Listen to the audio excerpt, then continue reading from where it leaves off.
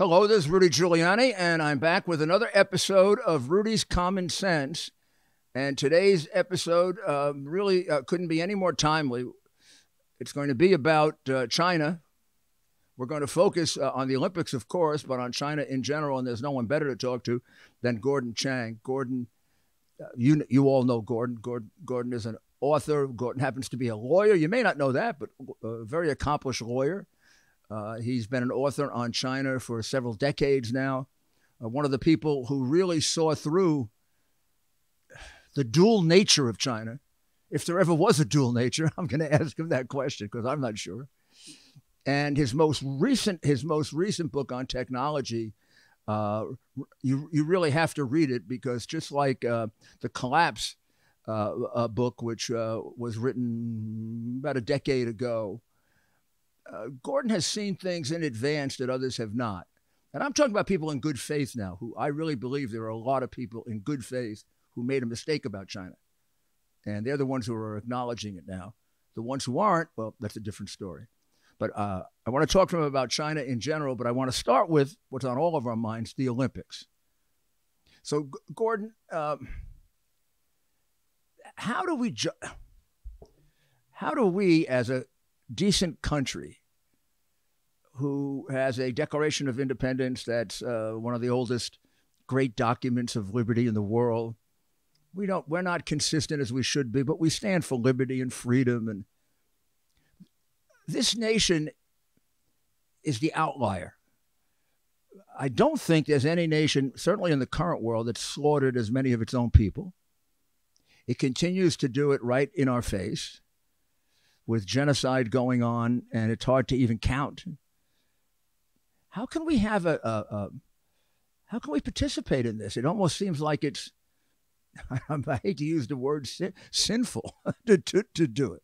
How do you understand why we're doing it and the argument for and against it, and then your conclusion on it, if you wouldn't mind? Yeah, the Biden administration certainly is conflicted. They want a long-term relationship with China. They want China's cooperation on things like climate change and Iran. And so they're doing the bare minimum when it comes to issues involving human rights. And that means the Biden administration tried to cut the baby in half with this diplomatic boycott. American diplomats not going to the opening and closing ceremonies of the games, President Biden not going to Beijing. But we're allowing our athletes to participate.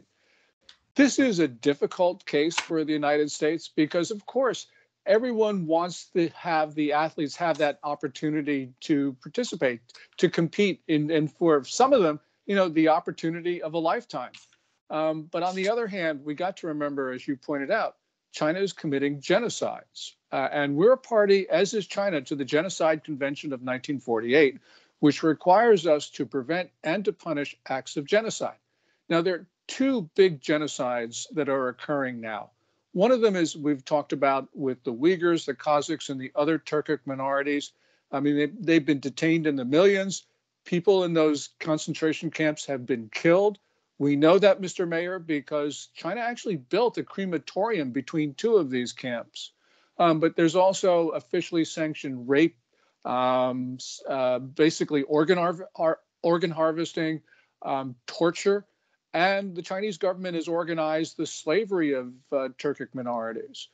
So there is genocide and there are crimes against humanity. And these atrocities are comparable to those of the Third Reich prior to the mass exterminations of 1941.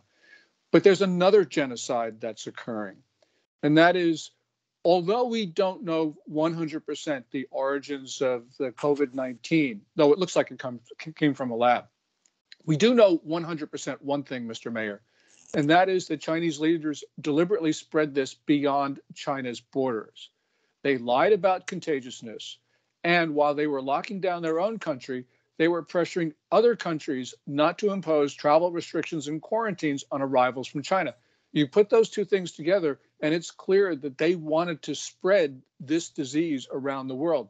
That's 5.7 million people who have died from this disease outside China, and that includes more than 900,000 Americans. We crossed the 900,000 mark a couple days ago. So those are two genocides. And as much as we'd like to have the athletes participate, Nonetheless, we can't ignore the mass killing both inside and outside China. So inside China, the genocides that we know about, the most prominent are the Uyghur people, and that's usually reported that about 2 million are in various forms of concentration camps, ranging to death camps, slavery camps. The others are also subject, the ones who aren't imprisoned are subject to all forms of degradation and slavery. And so how many roughly are there of Uyghurs in China that could be subjected to this kind of torture? The estimates are that there have been between 1 and 3.3 million Uyghurs who either are in the camps or have been in the camps. And these numbers have been derived from satellite imagery by looking at the number of facilities and by trying to guess the number of people coming in and going out. So it is a big range, but we're talking about people in the millions, not the 100,000s, but the millions. And the idea is to eliminate them as a people so that they would no longer be a problem for China. Yes, it's to eliminate all cultural identity. And this is true not just for Uyghurs, Kazakhs, and other Turkic minorities. It's true for the Tibetans and for Mongolians and for other peoples. You know, China has this notion that there are 56 ethnic groups in China. In other words, 55 minorities. China wants to eliminate all minority consciousness. And that's why there is sterilization, forced abortions, extreme birth control. And those measures constitute genocide as defined in Article 2 of the Genocide Convention. So the largest focus is the Uyghurs. But then when you get to these smaller groups, it's their desire to eliminate them as well. And you said Turkish people. How do they define Turkish? I mean, Turkish is a pretty broad subject. Turkic minorities is the phrase, and that includes, of course, the Uyghurs, who are the largest of the Turkic minorities in China, but it also includes Kazakhs, who are a fair number in China, and there are others. And these are people who live in what China calls the Xinjiang Uyghur Autonomous Region, what China believes is the northwestern part of the country, which was once independent, East Turkestan. And there are many Uyghurs who desire to go back to that independent status. Are they also in other parts of the country? They are. For instance, you can find them in the central parts of the country in Xi'an. When my wife and I were traveling through China, because we worked there for 5 years, we went to Xi'an, and our dinner the night we were there was actually in one of these very small kitchens, basically outdoor stove, just a few seats around a table under the stars. And we had all sorts of meats and breads. These were Uyghurs. But for the most part, they're in the northwestern part, in Xinjiang. And are they subjected to the same problems when they're outside of that area? Outside the area, the restrictions are not so severe because they don't have the concentration camps. But China is, especially since 2017, has been imposing these extraordinary measures on Uyghurs. And this will spread to minorities outside of Xinjiang and Tibet as well. Does it include other Muslims and does it include Christians? Not to the same extent as we're seeing the crimes against humanity. But we do know that, for instance, Christians are being held in black jails throughout China. And these are the persecution of Christians, which was already severe under Jiang Zemin and Hu Jintao, the previous leaders, has been stepped up considerably under Xi Jinping. Hui Muslims, Hui, Hui Muslims who are indistinguishable from Han have been subject to repression recently under Xi Jinping. And this is generally a stepped up measures of coercion, not only against minorities, but also against everybody. China is moving back to totalitarianism under Xi Jinping. So it affects everyone in China, but especially those special groups like the minorities and like believers. And one other thing, Mr. Mayor, Buddhism is considered to be in China a local religion and has been left alone. And many people, including Communist Party members, have been Buddhist, although they shouldn't be. They're supposed to be atheists. But under Xi Jinping, for the first time, we see persecution of Buddhists, which means that Xi Jinping is going not just after people who are Muslims, not just after Christians. They're going after all people of any faith. And the idea being the communist doctrine that faith, that belief in God, belief in religion, would interfere with the higher authority, which would be your loyalty to the government. That it will interfere with your blind loyalty to socialism and communism. Absolutely. Xi Jinping demands absolute obedience. There is no tolerance for anything that is not doctrinaire communism and atheism. And so that's why he has stepped up his campaign against people of all faith. Now, the Olympics, although very much constrained by, all of the protests against it, et cetera, it's still a multi-billion-dollar event for China and a great asset in terms of their building their reputation as a legitimate country, particularly in Asia.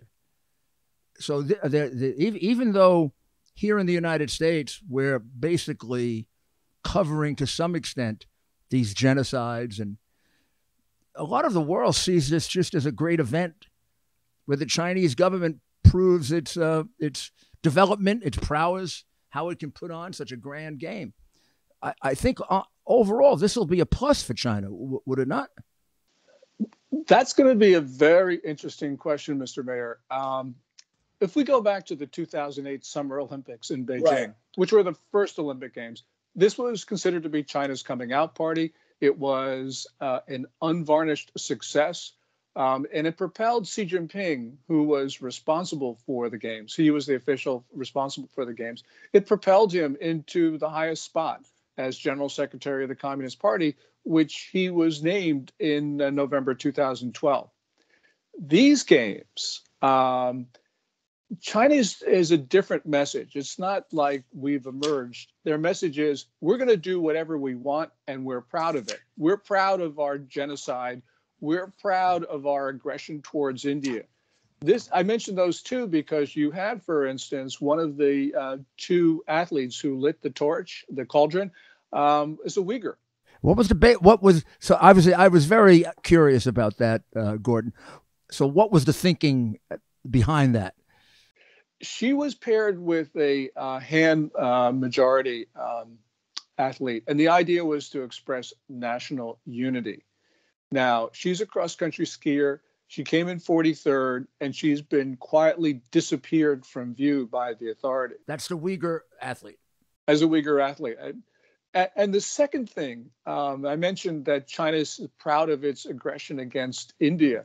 Well, one of the torchbearers who delivered the flame to other torchbearers is a guy named Chief Bao, who was a regimental commander who participated in the surprise attack against Indian troopers on the night of June 15th, 2020. So by having him as a torchbearer, what Beijing did was to say, look, we're very proud of committing aggression against India.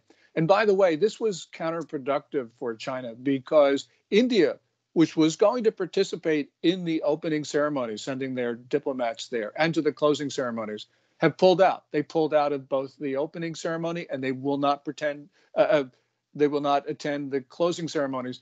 And this really is counterproductive. And I think one of the things, to go back to your original question, right, will this be good for China? China is showing an ugly face at these games that the world abhors. And, we Americans and others, we don't think about China all the time, so we don't see much of this. But with the Olympic Games, it becomes, you have to see it. You have to hear about it. And what it's doing is it's reinforcing negative perceptions about China, not just in America, but around the world. And to answer your question, we won't know how these games come out for China, but it's entirely possible that China blackens its own reputation with the things it's doing. Now, is my perception incorrect because it's not covered really correctly in America? In other words, I'm not reading an awful lot about things that are going wrong or people that, I know that people are in substandard housing.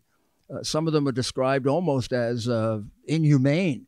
But you have to go to secondary publications to find that. You don't find that in the New York Times and the Washington Post and NBC and CBS. We don't have a special on NBC. Look how terrible the athletes are being treated. But in fact, that's happening to the athletes.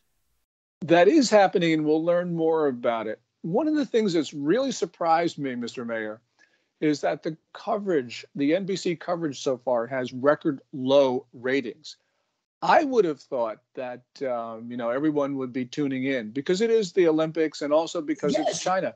But I think that there's a revulsion in American society, and especially a lot of the negative publicity in the run-up to the games, I think has convinced Americans just not to watch out of principle. Like, I'm not watching out of principle, although I love looking at, planting myself in front of a TV and watching Olympics. I'm not doing that just because I believe that I do not want to show any sort of support for these games. Gordon, I enjoy the Winter Olympics more than the Summer Olympics. Always have. I attended the one in Italy. I attended the one in Canada. I almost attended the other one, and I would have watched this if I thought I was going to get a full. I think the main reason I'm not watching it is I realize it's a propaganda event because I'm not getting a full picture. If they would cover the bad things that were happening along with the good, I might watch it because then I'd be learning something. But here I'm just being brainwashed. Yes, NBC's coverage has put China in the best light. On the opening ceremonies on Friday, one of the commentators for NBC did mention the word genocide, but it was a very muted reference. And so basically, NBC's coverage has really put China in the light that Beijing wants. Now, NBC News has continued with good coverage of China, which has criticized Beijing. But this is the type of thing that I think the world does not like, to see China coerce a news organization in this way. Now, we should not be broadcasting those games. We shouldn't have American companies sponsoring them. It's just a horrifying, ghastly event. I want to remind you that we have got to help our friends. And I've asked you before, but this time I want you to do it for sure. Check with patriotmobile.com/Rudy about the kind of deal you can get for your cell phone, your tablets, your pads, all of your phone services, internet services. They're a Christian conservative company. What does that mean? That means they donate some of their time and a lot of their money to the causes we believe in, to the causes we're talking about all the time on this podcast. The right to practice your religion without interference by the government, the right to life and the importance of life, the right to defend yourself, due process of law applied equally to both sides, no double standard. These are the things they work on. These are the things that are important to you. And these are the things that a lot of big corporate America is destroying. So when we can, let's do business with each other. If you call them, I think you're going to find they are more sensitive to inflation than the other companies. So they're going to try to make a good deal with you, to try to help you rationalize it all. If you check with them at patriotmobile.com/Rudy, you'll get special discounts. You'll get particularly nice bonus and discount if you're a police officer, a uniformed officer, or a member of the military. So check with them right now. Gordon, if I could take you back a bit. To me, you are one of the few people that saw at a very, very early stage that the fantasy that we had about China was exactly that, a fantasy. Because without getting very specific about the years, when you come out of the Kissinger-Nixon developing the relationship, using it as a wedge against the Soviet Union, you come to a point where people are starting to notice and would write that there are two Chinas. There are almost like the hawks and the doves. The Chinese that believe that military power, raw economic power is the way to be the leader of the world, the dominant nation in the world, and to suppress the United States. Then there's the argument that there are people who are more dovish, and they believe that a great economic relationship with either the United States or the world powers is what they want, but they're not militaristic. If that was ever true, that ended a long time before we noticed it.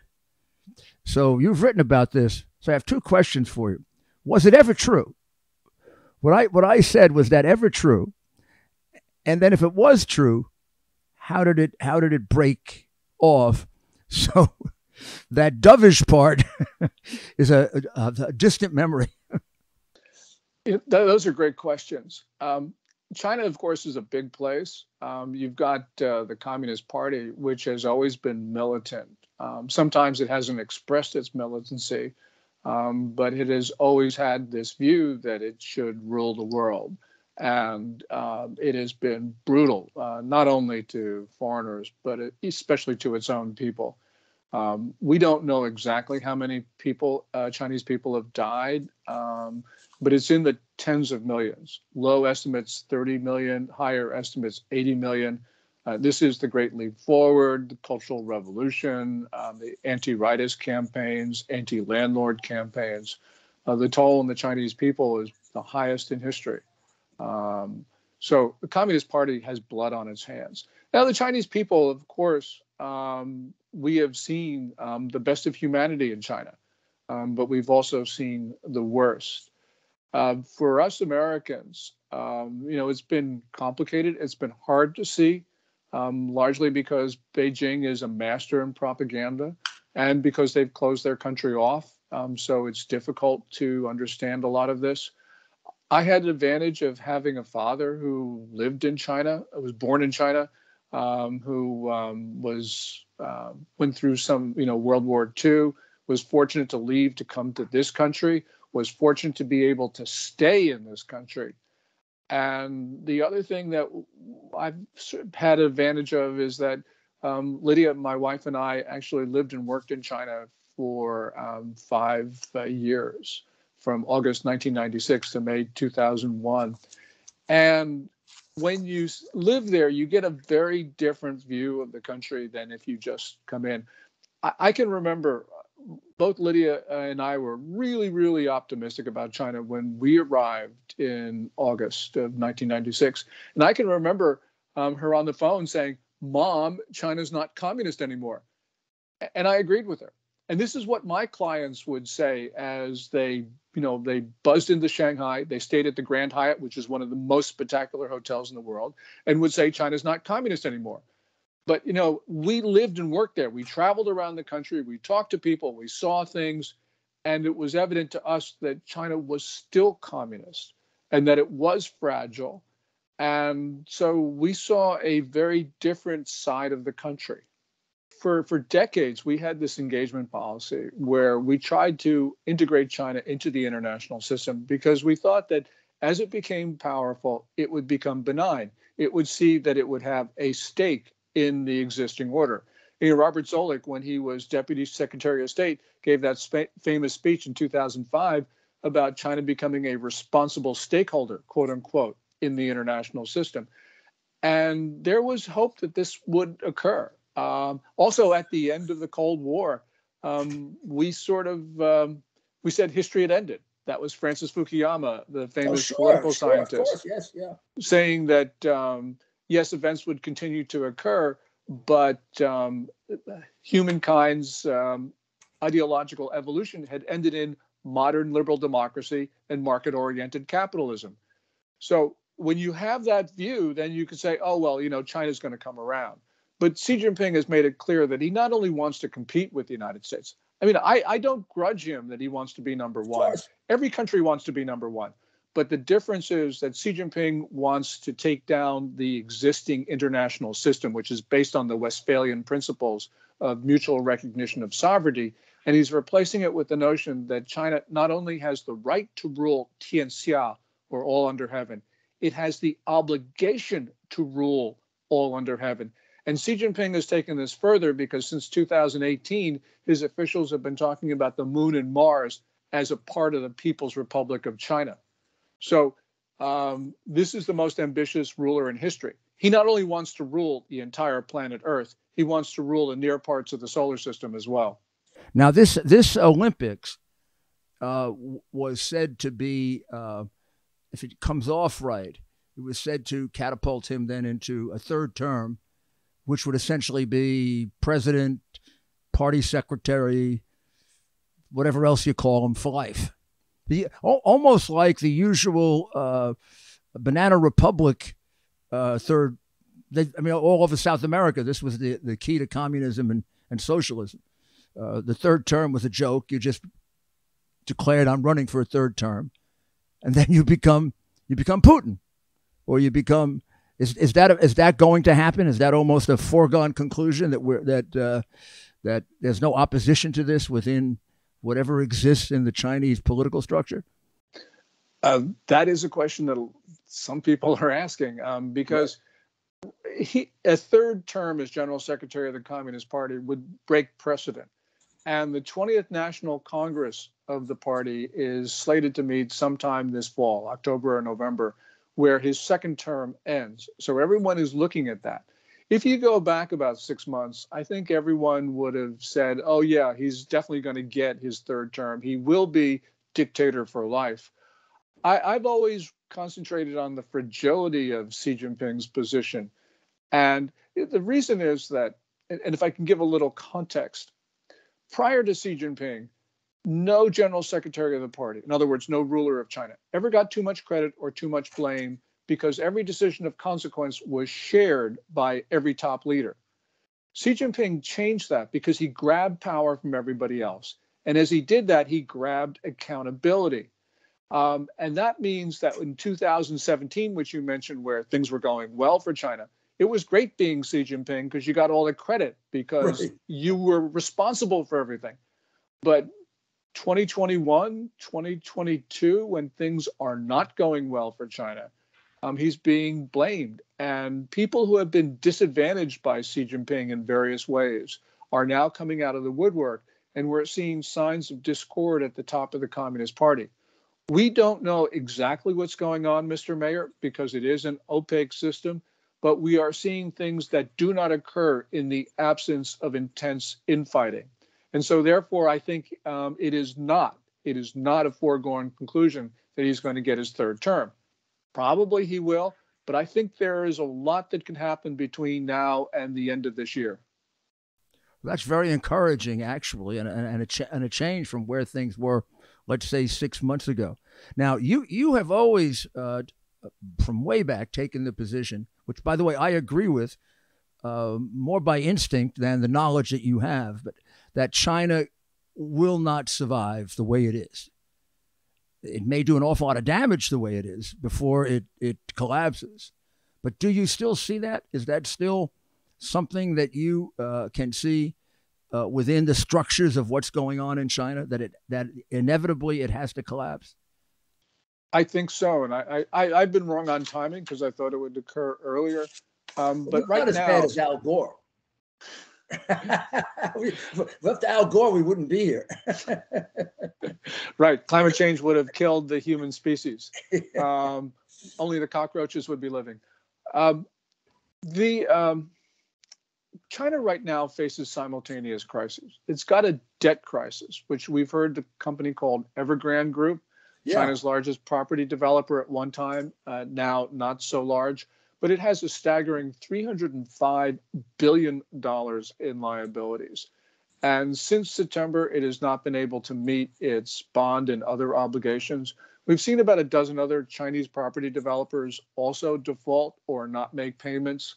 And because China has too much debt, I don't think that it can get past this debt crisis.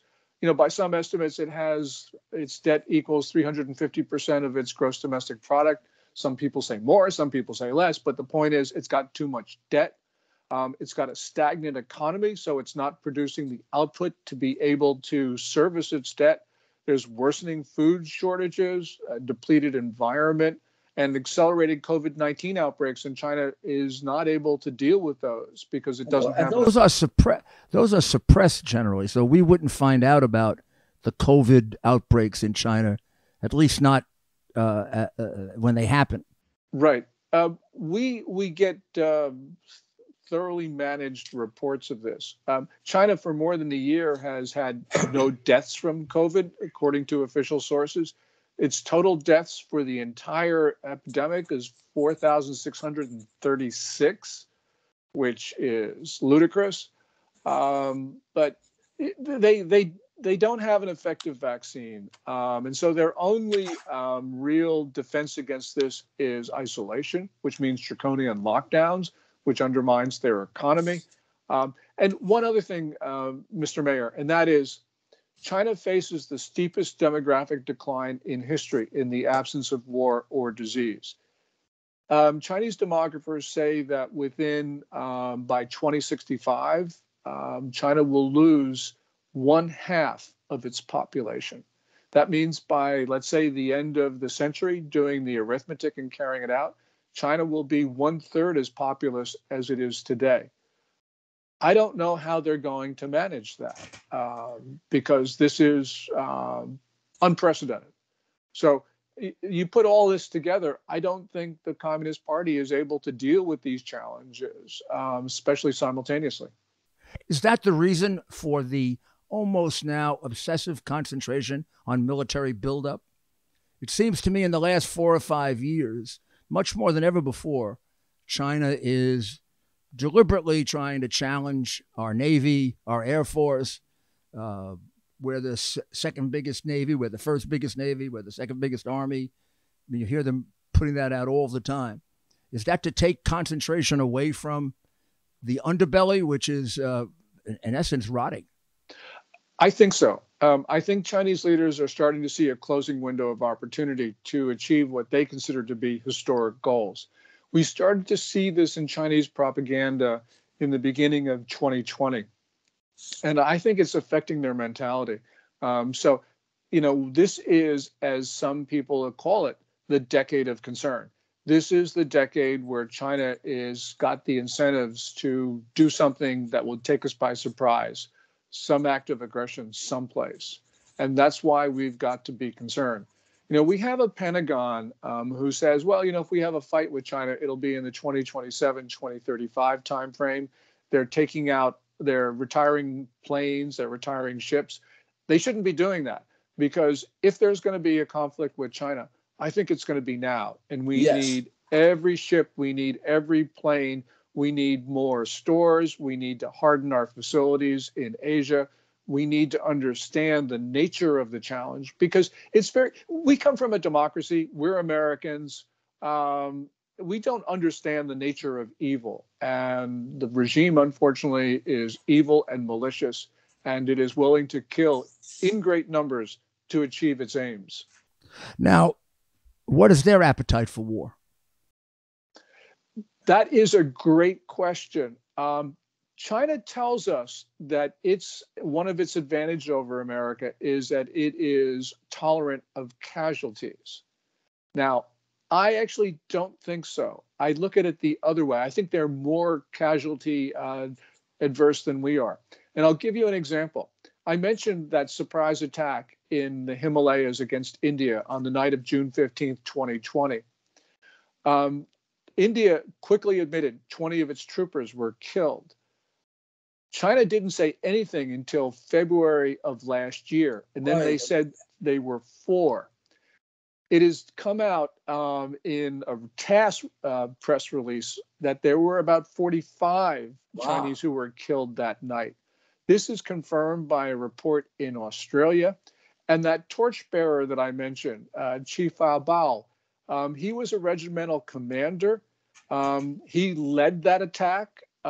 he ran away in panic. And because of that, the reports are that his troopers then panicked and they drowned in a river, a couple dozen. So we believe that there was about 40 to 45 Chinese who were killed that night, but Beijing won't admit it, which means that they are extremely casualty adverse. Mm-hmm. And this is one of the reasons why I have some hope for Taiwan and other places. But nonetheless, we've got to remember that Xi Jinping has a very low threshold of risk, and because he's got full accountability, because he's made a lot of enemies. And if he feels he's going to die anyway, he could do something which we consider to be irrational. And so we got to be really concerned about China and what it would do. Even though it's casualty averse, they can still take us by surprise. Now, how aware are they? Of course, it would mean Xi going down the line of the weaknesses that they have that you just pointed out. Are they in denial of that? Are they quite aware of it? Or is it somewhere in the middle? I don't know the answer to that question. Got to remember that although, they have been very successful in preventing news from coming out. Now, this not only limits our ability to understand China, it limits the ability of senior leaders in Beijing to understand China, because officials underneath them are afraid to report bad news. So if you're talking about a lower level official, like some county or some township guy, right, they know everything. But if you're talking about Xi Jinping, the general secretary of the Communist Party, the president of the Chinese state, his access to information is quite limited. I mean, this has always been a weakness of top-down systems, but it's even more so under Xi Jinping because he's been imposing these great punishments on people who give him bad news. So they may not be as aware of the fact that they have a time frame, in essence, and that this is going the wrong way. But their level, the other thing that's their level of poverty, of abject third world poverty. How do we get a good fix on? I mean, it's almost as if China is two countries: a developed country and a completely underdeveloped country.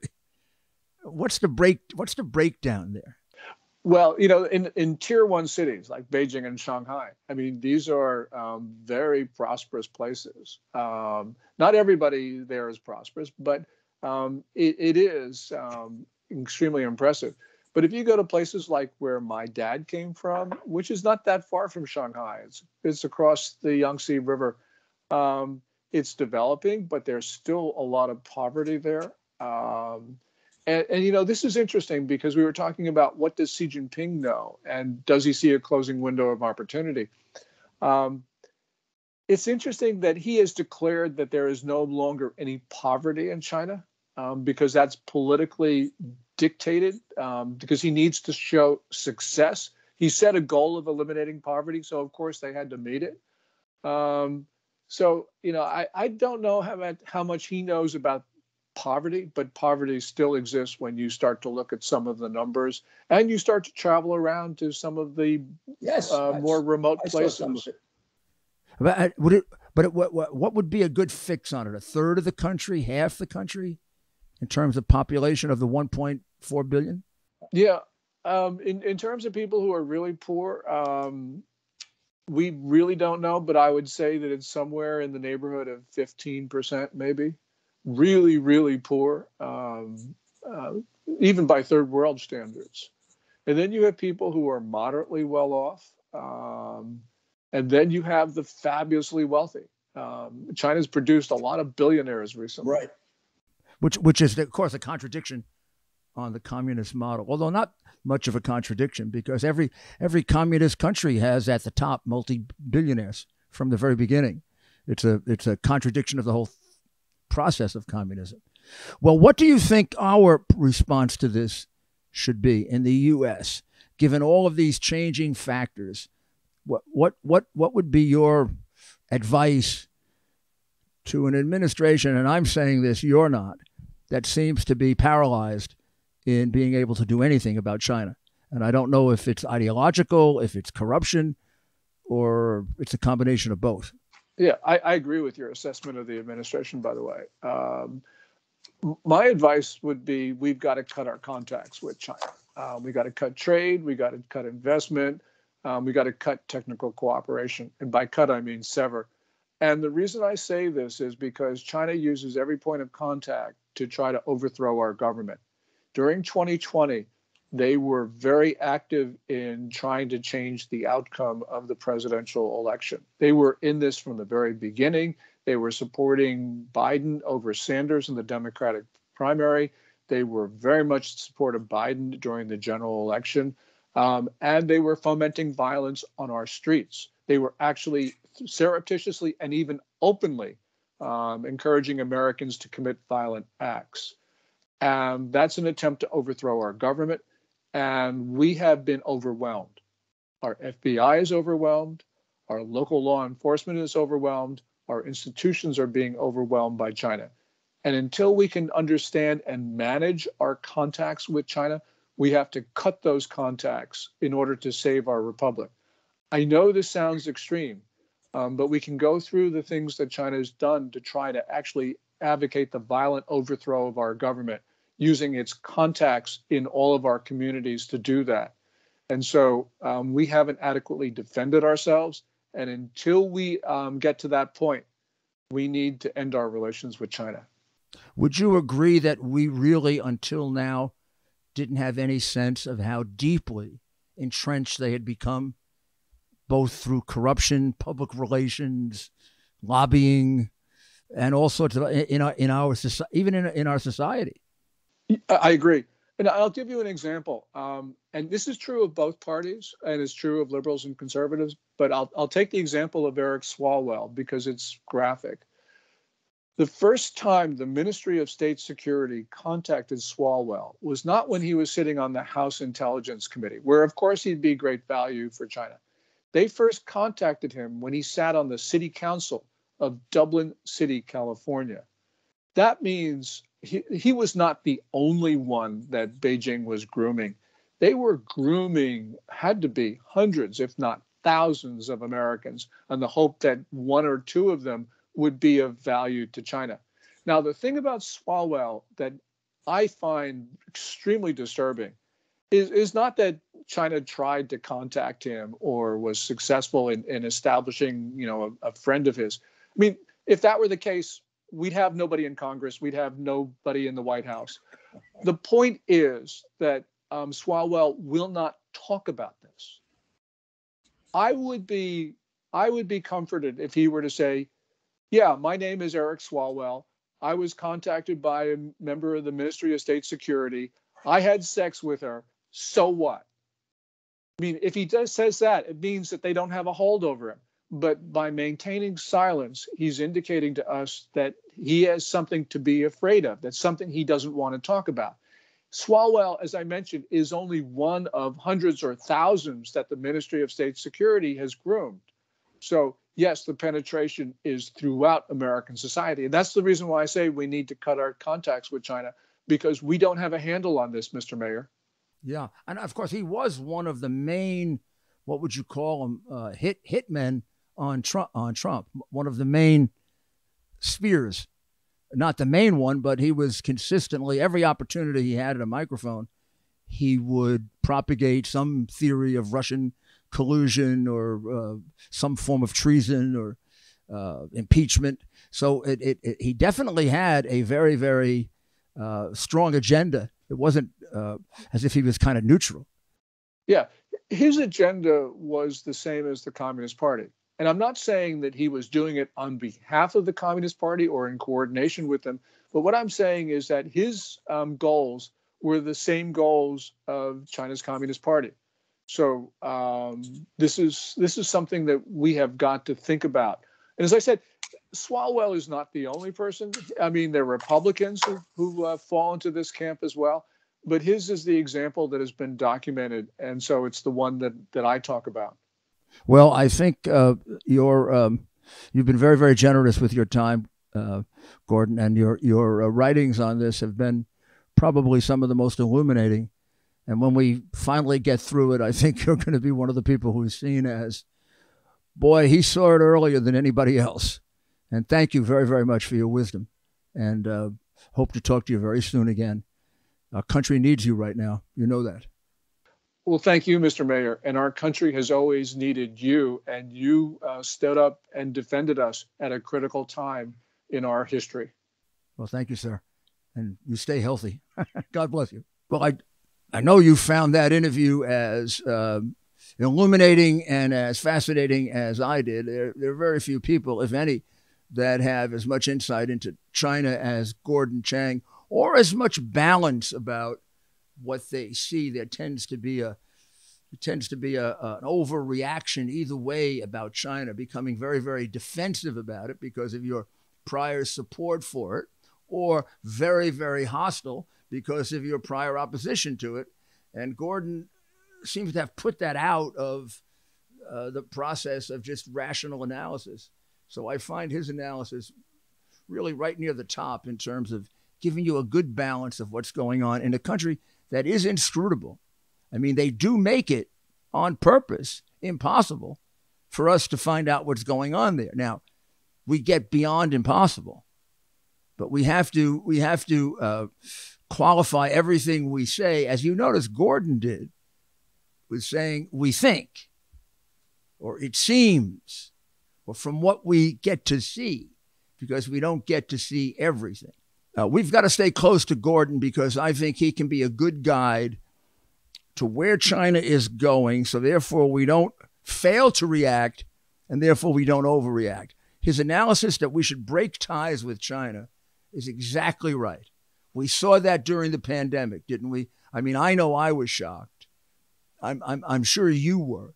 That in some cases, 90 to 95 to 98% of what we needed came from China. Now, I knew a lot of it came from China, but I never thought we put ourselves in a hole where our biggest enemy virtually could destroy us. Thank you very much for listening, and God bless America.